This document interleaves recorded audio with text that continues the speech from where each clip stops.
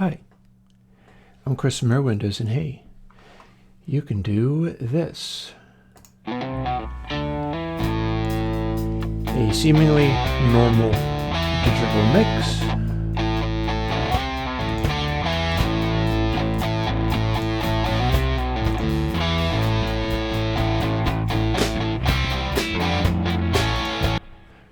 Because this is Console9. Now, you might be interested in what's going on with this. It started out as a revision of Console 6, which I can show you. I'm just going to hold these, and I'm shift-clicking on this stuff to make it go. Console is a little more cumbersome to demonstrate than most of these. So here is Console 6.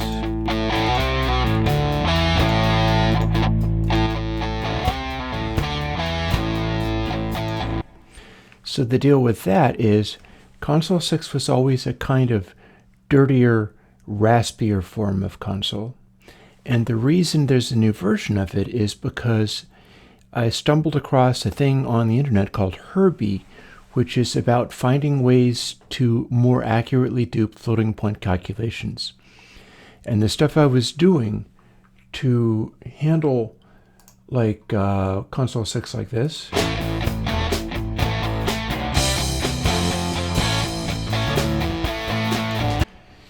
well, the algorithm I was using had some inaccuracies around 0. Now, when your signal passes through 0 and has an inaccuracy around 0, that is not unlike when audiophile amplifiers took on being class AB and stopped being single-ended and wound up with more power but less accuracy in the sort of zero crossing part, whereas there have always been audio amplifiers that are like single-ended triode amplifiers, and those don't have that because there is no switching between positive and negative swing. Well, the same thing kind of happens with digital calculations, turns out. Turns out that if you do a digital calculation and you're able to make it way more accurate as the signal goes through 0, you'll get a small benefit in the texture of the sound, and that's what we've got here in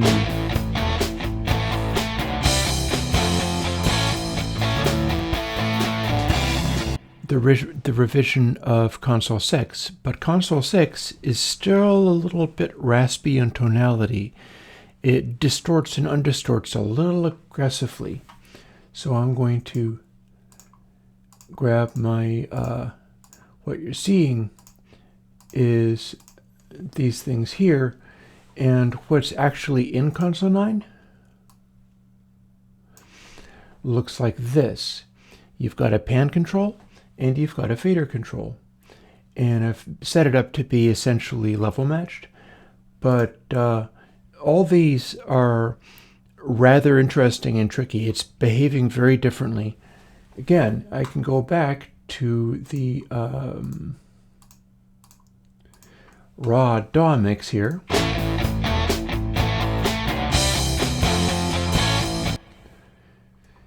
But if we turn on Console9, that is a redesign.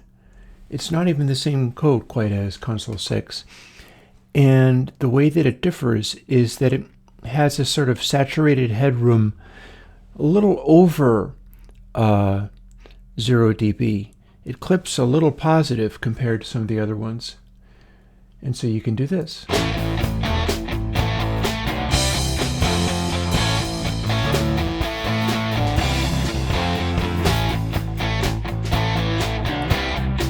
And then if I start turning it off,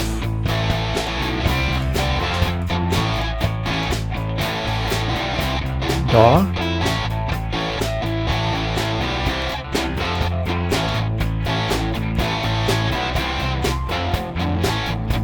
Console9.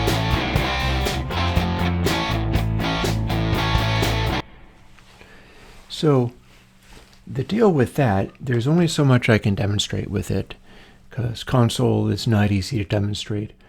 But the reason I'm putting this out is because I'm preparing to do something else that I've spoken of before.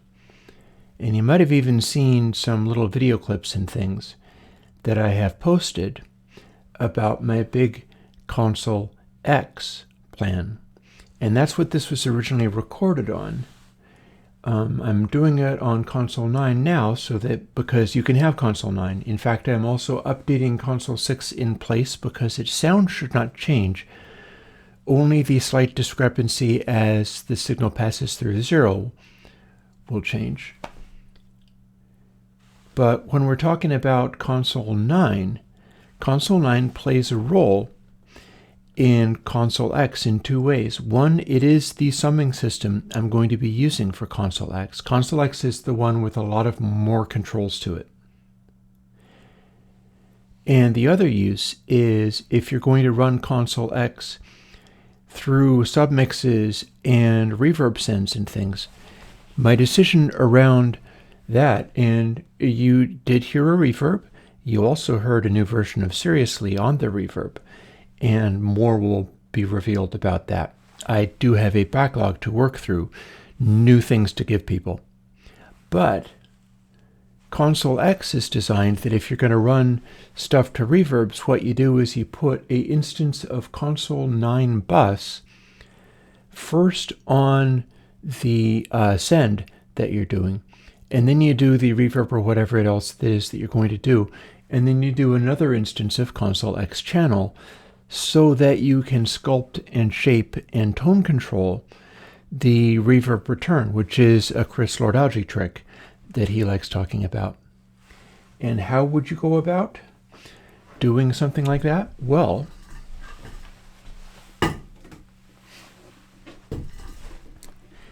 I got something in the mail, and it is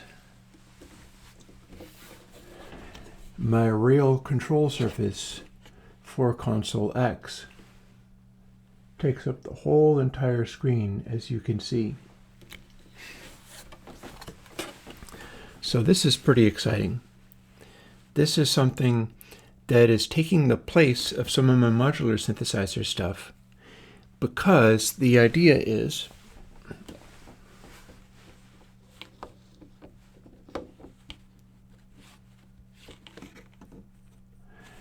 I should be able to manipulate all of these things.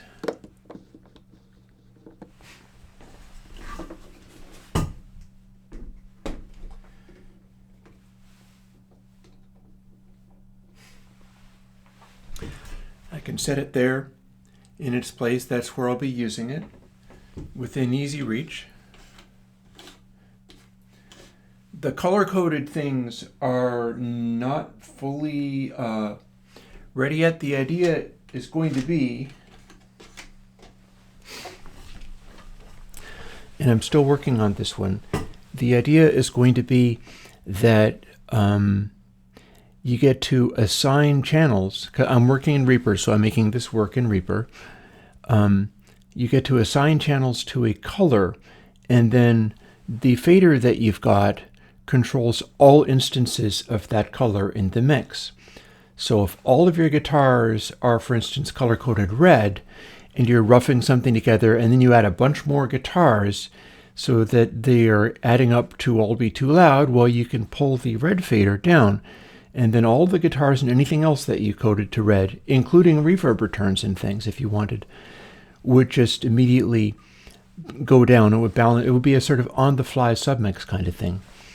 And I have not yet finished developing the code that I'll need in order to make that work.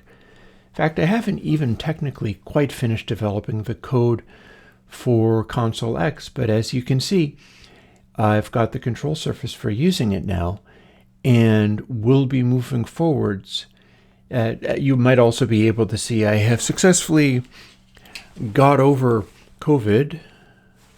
For now, anyhow. If it comes back, that'll be a problem. But I have successfully got over the dose of COVID I was suffering under, and I'm going to be gradually working my way back up to speed and doing the things that I care about here. It's interesting. I managed to pull off a sort of Brian Eno style move, which is sometimes if you get really sick, it's good to just let stuff go, stop struggling to keep your normal things going, and try to come up with a reanalysis of what it is you're actually doing. And you can see that around me a little bit. You can't see all of it, but I'm going to be doing slightly different live streams rather than Tuesdays and Thursdays for a crisp breaking 8 hours a day. I'm going to be checking in on Wednesday and taking questions there. And I've got my whole studio rig kind of reimagined, where what you heard was a little piece of music that I recorded in a matter of like 40 minutes before dinner, because it's set up now where I can just enable records of things like a bass or a guitar or something like that and track them directly into the mix, which now will have the access to ConsoleX and the control surface that I got.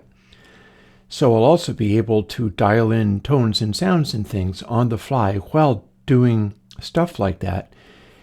And there's a sort of big plan involved as far as when I say the words, "you can do this," I don't believe that should apply to just, "you can run this plugin." We're running the plugins for a reason. We're doing this stuff for a reason. We are, and I can't speak for any special computers that are following all of this. We are human beings making music. And I have a whole concept around that, which I have previously mentioned, the Analog Me project. But it's going beyond that, in that I have a concept for how it's possible to do human-style music a lot more quickly and easily and less stressfully than I'd really accounted for before. And I'm going to be diving into that because it's about more than just plugins. This is about letting people make these kinds of human noises in a world where traditional production, as it's developed over the years and the decades since the times when I enjoyed the music more, what production has become is more easily done by AIs. What's become of modern engineering, what's become of modern mastering, what's become of modern music production in the full extent of everything everybody does to fix and soothe and correct everything and make it all be to the grid and all of that kind of stuff, that is more effectively done by AI.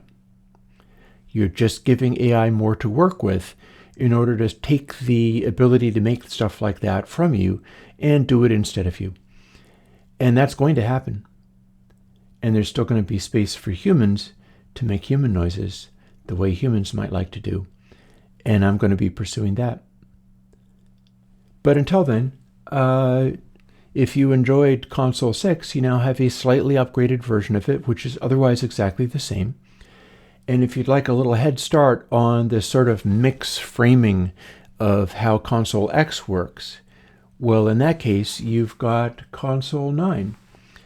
And it might not seem terribly exciting, but people kind of enjoyed Console 0 when it came out. And Console9 is a further refinement of that, in that it is not doing nearly so many of the odd things that my console plugins have sometimes done. It's pretty straightforward. It should take to oversampling if you want to oversample it, but it shouldn't need it because it does not do that much nonlinearity, in the sense that if you're running it the way I like to run these things at 96K, and you're running normal sounds into it, it should not produce huge piles of aliasing unless you're throwing like artificial hyperpop sounds at it, in which case, if you want to do that, you can simply oversample the plugin in your DAW or whatever, however it is that you go about doing that. But it's really designed to have a simpler, cleaner signal path and work with sounds like the kinds that I work with in order to produce a more palpable, touchable kind of... It's supposed to open things up a little bit relative to what you get off of a regular old DAW. And I think it does a pretty good job, and it's the structure that ConsoleX is going to be based upon. And I'm going to go and rest up a little bit because I'm still getting over the COVID. I don't have the COVID anymore, but I've lost some steps, and I'm going to see whether I can't heal up a little bit. But until then, I'll talk to you later. Bye-bye.